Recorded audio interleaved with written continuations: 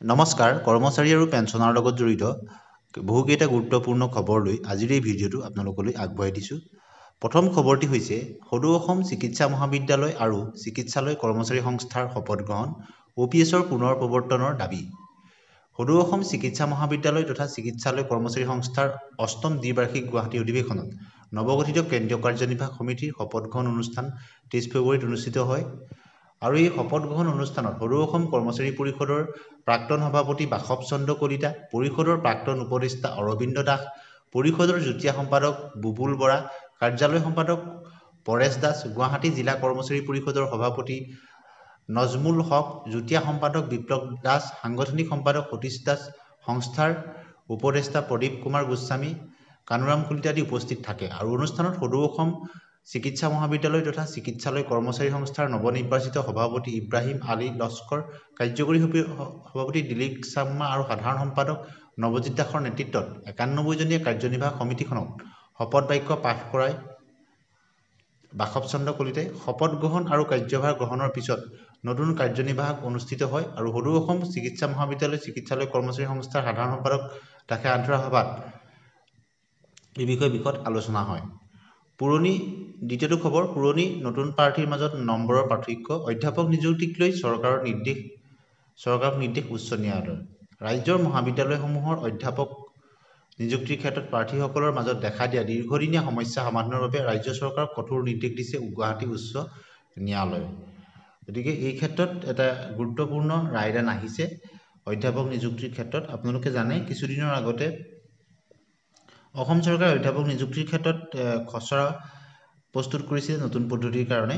আৰু ইয়াৰ উপৰিও অধ্যাপক নিযুক্তিৰ ক্ষেত্ৰত বহুকেইটা দিশক লৈ গুৱাহাটী উচ্চ ন্যায়ালয় পাইছিলগৈ আৰু অৱশেষত গুৱাহাটী উচ্চ ন্যায়ালয়ৰ পৰা বহুকেইটা নিৰ্দেশনা প্ৰদান কৰা হৈছে অসম চৰকাৰক অধ্যাপক নিযুক্তিক লৈ। গতিকে পৰৱৰ্তী সময়ত লক্ষণীয় হৈ পৰিব। এতিয়া আহিছোঁ অন্য এটা খবৰলৈ। ইউনিফাইড পেঞ্চন স্কিম 1 এপ্ৰিলৰ পৰা কাৰ্যকৰী হ'ব। ইউনিফাইড পেঞ্চন স্কিম আৰু কি সুবিধা পাব? 2025 চনৰ 1 এপ্ৰিলৰ পৰা দেশত ইউনিফাইড পেঞ্চন ব্যৱস্থা কাৰ্যকৰী কৰিবলৈ ওলাইছে আৰু এই UPS 2024 চনৰ 24 আগষ্টত কেন্দ্ৰীয় কেবিনেটে অনুমোদন জনাইছিল আৰু চলিত বৰ্ষৰ 25 জানুৱাৰীত বিত্ত বিভাগে এই আঁচনিখন বিষয়ে অৱগত কৰিছিল। আৰু 2025 চনৰ 1 এপ্ৰিলৰ পৰা দেশত ইউনিফাইড পেঞ্চন ব্যৱস্থা অৰ্থাৎ UPS কাৰ্যকৰী কৰিবলৈ ওলাইছে কেন্দ্ৰ চৰকাৰ। এই UPS 2024 চনৰ 24 আগষ্টত কেন্দ্ৰীয় কেবিনেটে অনুমোদন জনাইছিল আৰু চলিত বৰ্ষৰ 25 জানুৱাৰীত বিত্ত মন্ত্ৰালয়ে এই আঁচনিখনৰ বিষয়ে অৱগত কৰিছিল। আৰু নতুন UPS আঁচনিৰ বিশেষত্ব সেই বিষয়ে ধাৰাবাহিকভাৱে আলোচনা চলি আছে আৰু ই কিমান পেঞ্চন দিব আৰু কোনে কিমান সুবিধা লাভ কৰিব সেই বিষয়ে কিছু আমি আলোচনা কৰিম। এই সুবিধা কোনে লাভ কৰিব পাৰে? বিত্ত মন্ত্ৰালয়ে জাৰি কৰা অধিসূচনা অনুসৰি 2025 চনৰ 1 এপ্ৰিলৰ পৰা ৰাষ্ট্ৰীয় পেঞ্চন আঁচনিৰ অধীনত সামৰি লোৱা সকলো কেন্দ্ৰীয় চৰকাৰৰ কৰ্মচাৰী আৰু NPSৰ অধীনত ইয়াক বাছি লোৱা সকলো কৰ্মচাৰীৰ বাবে UPS প্ৰযোজ্য হ'ব। 23 লাখ চৰকাৰী কৰ্মচাৰীয়ে UPS আৰু NPSৰ মাজৰ পৰা নিৰ্ধাৰিত কৰাৰ বিকল্প তেওঁলোকে বাছি ল'ব পাৰিব। UPS ৰূপায়ণৰ ক্ষেত্ৰত চৰকাৰে গুৰুত্বপূৰ্ণ ভূমিকা গ্ৰহণ কৰিব আৰু এই সুবিধা কোনে লাভ কৰিব আৰু কি ক্ৰাইটেৰিয়া থাকিব এই বিষয়ে ইতিমধ্যে আপোনালোক অৱগত হৈছে। আৰু UPS হ'লে কিমান পেঞ্চন পাব? ইউনিফাইড পেঞ্চন আঁচনিৰ অধীনত অৱসৰৰ পূৰ্বৰ 12 মাহত কৰ্মচাৰীয়ে লাভ কৰা গড় মৌলিক দৰমহাৰ 50% অৱসৰৰ পিছত সম্পূৰ্ণ নিশ্চিত পেঞ্চন হিচাপে প্ৰতিশ্ৰুতি দিয়া হ'ব। অধিসূচনা অনুসৰি কৰ্মচাৰী চাকৰিৰ পৰা অপসাৰণ বা চাকৰিৰ পৰা বৰ্খাস্ত কৰা বা পদত্যাগ কৰাৰ ক্ষেত্ৰত এই নিশ্চিত পেঞ্চন উপলব্ধ নহ'ব। সম্পূৰ্ণ নিশ্চিত পে'মেণ্টৰ অৱসৰ ঠিক 12 মাহৰ গড় মৌলিক দৰমহাৰ 50% দিয়া হ'ব। তাৰ কাৰণে কৰ্মচাৰীজনে ন্যূনতম 25 বছৰ তেওঁ চাকৰিত থাকিব লাগিব আৰু একেবাৰে 10 বছৰ কমপ্লিট কৰা সকলে তেওঁলোকে ন্যূনতম 10,000 টকা তেওঁলোকে লাভ কৰিব।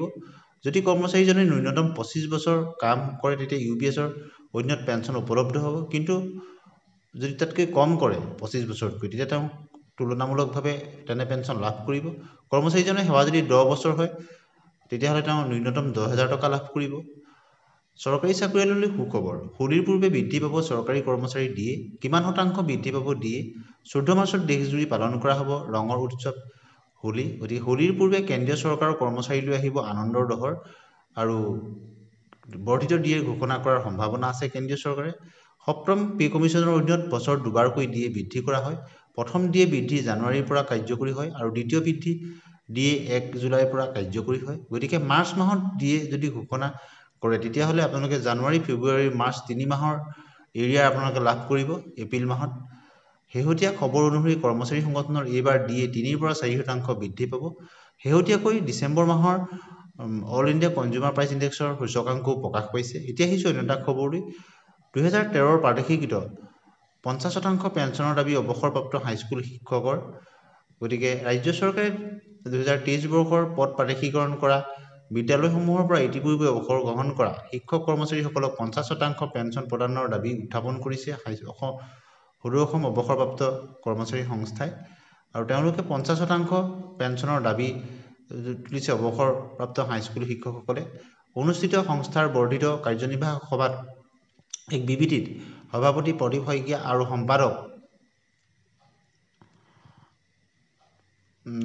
সম্পাদকদ্বয়ে কেন্দ্ৰীয় চৰকাৰৰ 2004 চনৰ আৰু অসম চৰকাৰে 2005 চনত ৰাষ্ট্ৰীয় পেঞ্চন আঁচনি প্ৰৱৰ্তন কৰাৰ পূৰ্বে নিযুক্তি আৰু কৰ্মত যোগদান কৰা 2013 চনত পদ প্ৰাদেশিকৰণ হোৱা মাধ্যমিক বিদ্যালয়ৰ অৱসৰপ্ৰাপ্ত শিক্ষক কৰ্মচাৰীসকলক অসম পেঞ্চন সেৱা বিধি অনুসৰি মূল দৰমহাৰ গাঁথনিৰ 50% পেঞ্চন প্ৰদানৰ বাবে তেওঁলোকে দীৰ্ঘদিন ধৰি দাবী উত্থাপন কৰি আহিছে। আৰু NPS প্ৰৱৰ্তন কৰাৰ বহু বছৰ পূৰ্বেই বিদ্যালয় পৰিচালনা সমিতি অসম চৰকাৰৰ নিযুক্তিৰ উপৰি তেওঁলোকে তাত যোগদান কৰিছিল।